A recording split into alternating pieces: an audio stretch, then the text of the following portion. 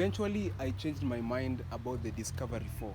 Initially I did not like it so much because of the shape of the vehicle, especially pale hivyo kwa roof penye kuna hiyo hump.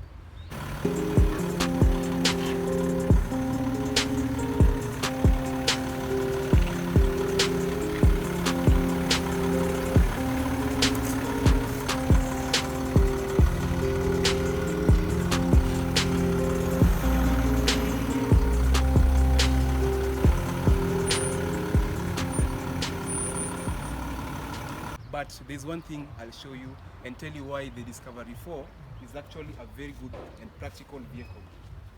So, the juice about this vehicle sits right back here. First of all, the second row is very spacious, very comfortable. You can see the headroom, which is ginormous, and the legroom that I have, even for my feet, is pretty comfortable.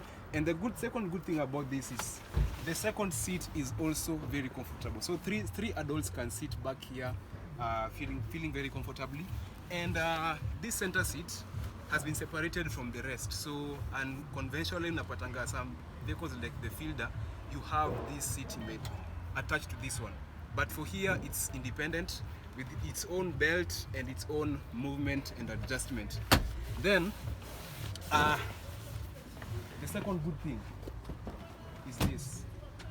First of all, you can see how easy it is for me to get in the rear seat or the third row. And then by pulling this lever, I can jump in and voila. I mean, bro, this is the most comfortable 7-seater that you can have. Look at the amount of legroom that I have down there. Like, my feet are very comfortable. And in fact, you can fit even 3 people back here. However, it has been meant for 2 people. And adults, children, anyone can fit back here. And the also good thing is that you have a sunroof that can be opened. Kuna hii visor hapa hivi, but you can also open the entire glass window to have some fresh air back here. So, I started from the back, now we are going to the front. In front, as the driver and the co-driver, it's actually a luxury vehicle, so we do expect the usual amenities that you have in a luxury vehicle. First of all, I did mention we have a sunroof that is available for both the front passenger, I mean the driver and the passenger, second row and the third row. And you can open it. First of all, I need to turn on the engine.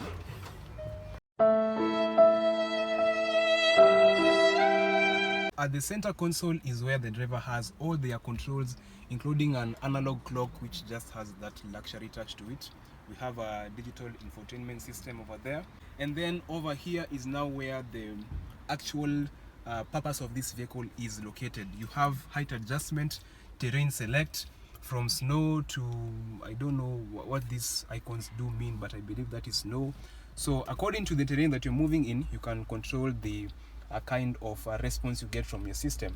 You also have a height adjustment, which can be useful if you are moving off-road and you have some rocks and stuff like that. You are trying to keep your vehicle safe and not damage it, especially the underside of the vehicle.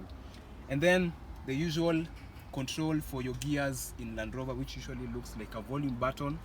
We have parking, reverse, neutral drive, and S, which I believe is sport. Speaking about sport, there are available shift paddles for this vehicle.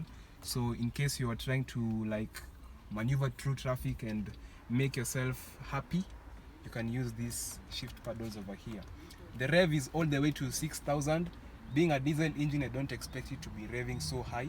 It has a SD V6, that means it's a diesel, turbo diesel engine that gives you a decent amount of power and torque figures. Talking about being comfortable, the vehicle has multiple adjustments for you being comfortable in it. So we have seat recline, you also have the height adjustment for your seats, and then it includes lumbar support.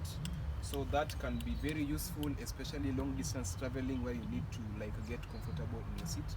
And I also love that Land Rover did a consideration of having your armrests, because sometimes it's a usual thing, especially if you have a passenger over here, munapigania that space for armrest using this center console. So having individual armrest for both of you will be pretty much convenient.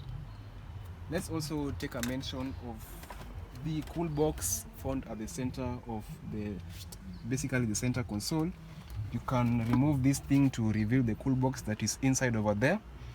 Maybe store some drinks like a Red Bull or something, and are very, very useful for overlanding. Cup holders over there, and I think that's basically it. The exterior of the vehicle, which we can see. Of course, we know this look. It's very familiar. It's a Discovery. It's a Land Rover. It has that boxy appearance. Looking at the headlights as well, they're pretty huge, by the way, and they have daytime running lights as well. So I think that's it for the video. Thank you guys for watching. Make sure you subscribe. Make sure you guys stick around, because in the next video it's gonna be the Disco 5. Yeah.